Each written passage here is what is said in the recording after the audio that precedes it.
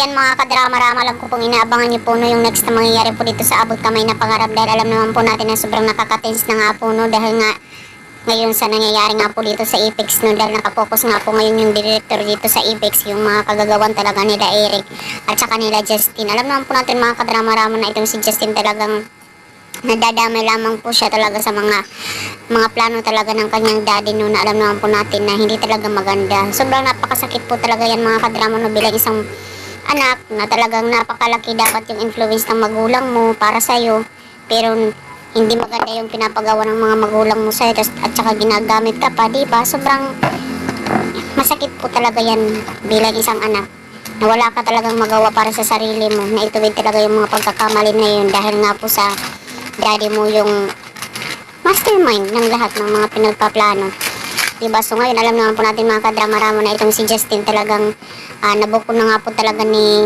Annalyn no, yung kanyang financial report, dahil nga po nahulog nga po no ito, dahil nga po sa nabunggo nga po itong si Annalyn dito kay Justin. Talagang it's not a coincidence bakit talaga nakita yun ni Annalyn, diba? Kahit nga po daw yung mga materials, diba, na ginagamit doon, talagang doble-doble yung price. Umabot ng 5 million imbis na hindi dapat daw umabot yun ng 1 million. Diba? Ganun pala yun, no? Yung mga report pag talagang may mga corruption na talaga na nangyayari talaga, no? Kaya ngayon ko na lang talaga nalaman mga kadrama yung mga ganitong sitwasyon, mga ganitong senaryo. Kaya itong si Justin, dahil alam niya na mabibisto talaga siya nila Giselle, nila Annalyn at saka nila RJ, tatawag siya dito kay daddy niya, nasasabi niya, Dad, anong gagawin natin? Bistado na tayo nila Annalyn, pati si Mami at saka Tito RJ. Siyempre, pag ikaw pa naman ba nabisto? Pero alam naman po natin mga kadrama na possible talaga. Diba? Dahil kagabi nga po, hindi natin nakita talaga na sinabi talaga nila Giselle yung baka yung report na andun kay Annalyn, iba na.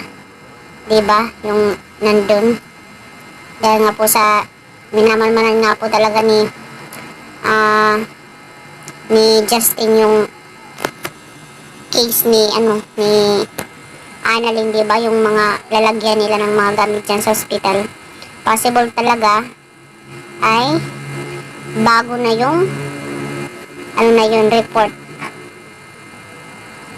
Hindi na yun yung report na nakita ni Annalyn, diba? Possible talaga ganun. Kasi alam naman po natin mga kadrama-rama na si director talaga ay may mga twist, diba, na talagang